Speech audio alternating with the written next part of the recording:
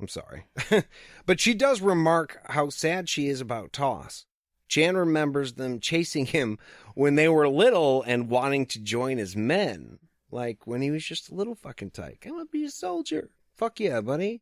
Yeah, he's known them their whole lives. Yeah, it's not just a guy he met. Now, granted, once you get into the service, I know a lot of guys feel like they really bond with those guys and they've become like brothers. And this is like that, but it's also like you're his elder, which he is, because they grew up. Like he watched him grow up.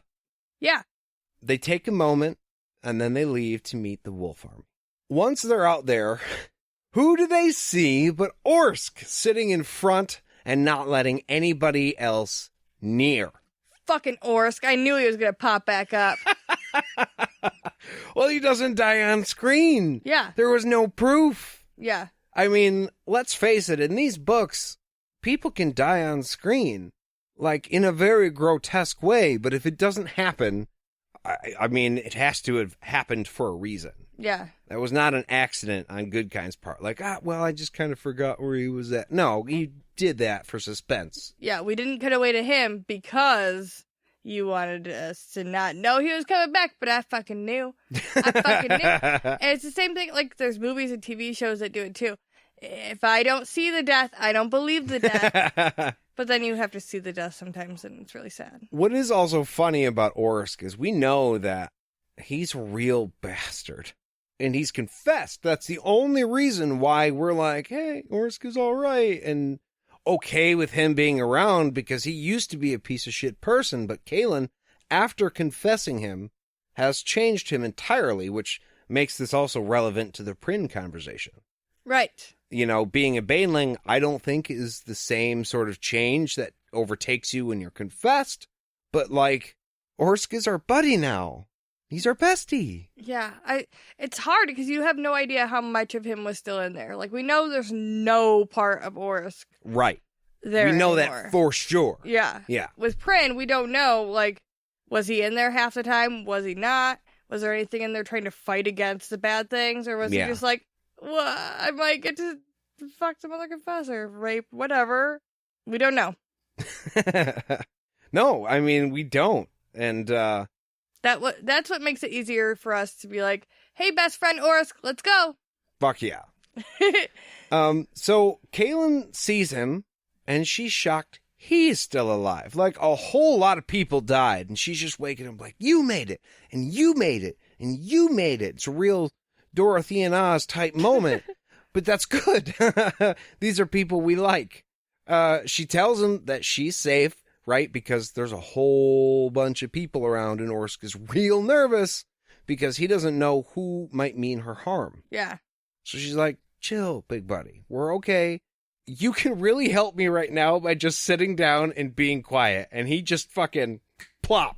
Okay. Sits right there like, here I am. Chan tells her that he saw Orsk try to defend her and Prin tried to kill him, which was enough for him to fucking save him. He's like, if he's the enemy of that guy, then he's my friend, and I'm going to save his ass. Enemy of my enemy is my friend. That's right. So he might be in super bad condition still because of the arrow that hit him in the back, but he won't let anybody fuck with it because he only wants to see Kahlan. That's all he cares about. So Chan is like, I don't know how that's doing. You might be bleeding out. You know you got a hole in the back of your head, dude? Yeah, I know I'm fine. Is Kahlan in there? Getting a little woozy. She's in there though, right? She's okay? I'm gonna sit down over here, I think. Yeah, that's a big hole. But Kahlan's cool, right? She's fine. My back is warm. So, Kahlan turns to Captain Ryan and asks how the war is going. And Ryan's like, the fucking war? What are you talking about? How are you doing? There was, like, some shit here while we left, right? That's weird, though, because that's his job. Like, he's supposed to be worried about the war. I know he's concerned for Kahlan, and he should be, and I'm glad that he is. But he's like, fuck the war, how are you? No, not fuck the war. Like, yeah, tell me how you are, but seriously, though, what's going on out there? I think in normal circumstances, you would be right. he should be business first. But you gotta think, this dude came back with his men after the attack, after being told by fucking Chan that the attack was going to happen in a different place, and they were being tricked, and just be like, okay, let's do it. They came back to a camp that was completely decimated by the enemy, and then were killed again by Orsk, and Kahlan is fucking passed out, and Prin is dead, and Toss is dead, and Chan is fucking trying to make himself better, and nobody will tell him anything. So he came into camp just like, what the... what? Yeah, and Chan apparently did not fucking explain anything, so he just sat there like, she's passed out. When she wakes up, you can talk to her. Until then, sit over there. So yeah, he's probably like, how the fuck are you? What the hell? Okay, somebody can start talking to me right fucking now, please. So they get a quick rundown of events from Kahlan, and eventually she gets to the big twist at the end about Prin being a Baneling. She follows that up with her announcement that she's leaving, which I think is understandable then, and you can practically feel the morale drop. Now, like we talked about before, this was a really big deal a couple of chapters ago. And I mean, it still is to Kahlan, I feel like. But they've been paying very close attention, because when morale drops, right, your motivation drops, and that means you're going to not try as hard. And they cannot afford to let up even a little bit on the order. That's the whole point. Yeah, they will die. Yes, they will literally die. So Kahlan gives them this little pep talk about how fucking awesome they are, and that she's only leaving because, you know, there's a much bigger threat somewhere else. And I mean, you guys got it right. You're cool. You're doing great. You're men now. You'll be fine, I'm sure.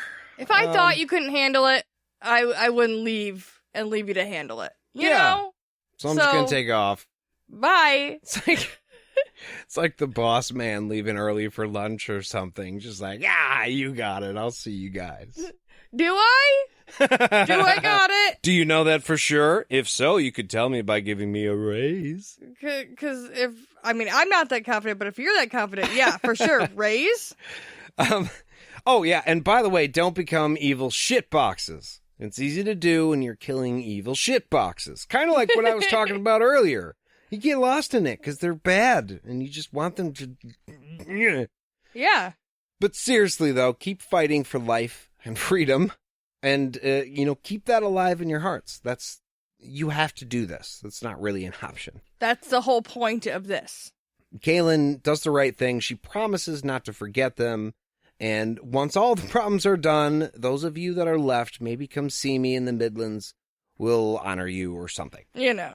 I'm not going to promise you pay or anything like that, but maybe lunch. Nice black. Oh, yeah, there you go. Lunch. All right. Deal. T-shirt.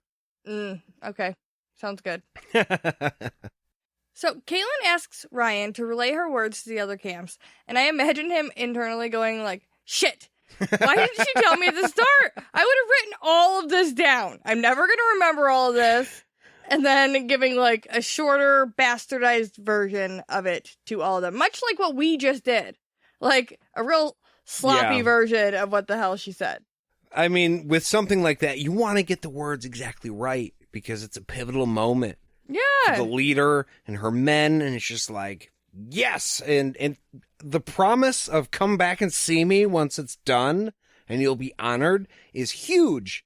Should be huge. That's like your medals that you get on your uniform, proving that you've done some things. That's very important to a lot of soldiers because they can see what the other person has accomplished. Well, and it's already going to be like less awesome coming from somebody other than the Mother Confessor. Yeah. So like you want to have that shit word for word. Like this is from the Mother Confessor's mouth.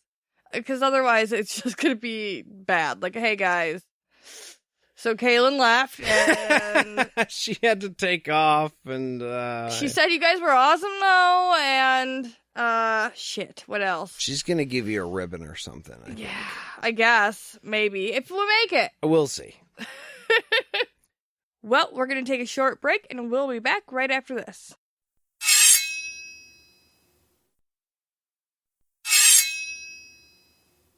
And we're back.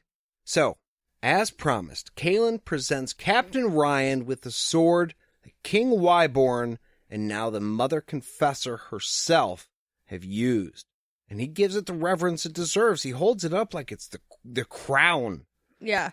You know, like that's fucking special, man. I mean, yeah, I think it's almost cooler than the crown for somebody like him or like any other soldier. Like, yeah, that's fucking badass. That's like a weapon of lore. You don't just get those. Yeah. That's a really fucking special thing. Could you imagine, though, in the ranks of his soldiers, you know, they're being attacked. They have to rally and grab their, like, if he's like, hey, did somebody grab my sword? Where the fuck did it go? No, that was a very specific sword. I will know. And then having to go through like 5,000 guys. Hey, if you get a chance to grab that sword, you better take it and run, man. Go fucking quick. So he thanks Kahlan for making them men and soldiers, and then leads the men in giving 3 cheers for the Mother Confessor. Hurrah! Hurrah! Hurrah! I really felt it. Yeah. Well, I didn't want to full out yell. But this is something that Kahlan's never heard before. Like, nobody ever wanted to be her friend, even, let alone be like, fuck yeah, she's awesome. It'd be funny if she didn't understand what being cheered for even was. Like, 3 cheers, what are you doing? 3 cheers, what are you doing? Is this a ritual? Right. So, once the men have finished yelling, she tells Ryan that she's taking Nick and the other 2 horses. Like, cool. I wouldn't have offered you to borrow my best fucking war horse if I knew you were going to keep him, but whatever. Like, what a dick move is that? Like, Right? You asked for an awesome war horse, we gave you the best war horse, and now you're fucking we're Now in war. you're leaving with the best war horse. Yeah, take something faster. Leave me with the horse that doesn't freak out when he has to charge a line of 1,000 dudes. For real. Chan immediately freaks out, and Kahlan points out that she's too injured to walk, so I'm not fucking walking, and he's gonna need to keep up with her. So you're not fucking walking. Yeah. And the third is for Orsk. Because he's coming with us. Because we're taking Orsk. Yeah, well, they need protection. Plus, how could you leave your new best friend like that? He's a bestie. And, like, I love the way she explains it to him. He's got one good arm. He's fucking huge. He can swing that war axe like nothing. He only needs one arm. Why aren't we not taking him? Yeah. Let's take him. No, we're taking him. He will be my Orsk. I will call him Orsk. I just worry about the wound in his back because I don't remember what happened to him. And I feel like that is one of those things that's like foreshadowing. That's like, oh, we didn't check out the wound on his back. And we're all going to take off on smelly ass horses without checking it out first. And he's going to get infection and get sepsis and die. Wow, I guess I was just thinking of something a little more immediate, like bleeding out. They're just riding away. He's like, are you guys dizzy like me? Oh, shit, we never patched him up. Yeah. And then he just slumps over. And then they made it 20 feet out of town. Or camp, I guess they would be. Now we eat the horse. But if... Okay, so here's the thing. If you're going to take Orsk, because he is an asset at this point, he can keep you safe, and he's your bestie. Mm-hmm. Patch him the fuck up. Even if he doesn't care about his own injury, still do it. Yeah. I mean, like, maybe Kahlan really doesn't care about him, but if she really doesn't care about him, then just kill him and be done with it. yeah. Well, that's all. I'm going to be interested to see if the next time we check in on these people, if Orsk has a back bandage or not, because they definitely should take the extra time before they actually leave. Right? At least pack it with something, man. For like, real. just leaving it out there. It's got to be dusty riding horses. It's dirty as fuck. Ooh, infection. Come on. Wash your hands. Yeah. So Chan agrees about the horses eventually after she convinces him. She mentions that the women are going to be impressed because nobody else can fucking do this. So, like, get on the horse, okay? Also, on the Orsk thing, she's not going to drop it. So he might as well. And he does. He's just like, cool, riding horses. We're bringing the big dude. You got to feel like if Chan and Kahlan got to that point where Kahlan is like, we're bringing Orsk. And Chan says, I don't want him with. And they just stared at each other.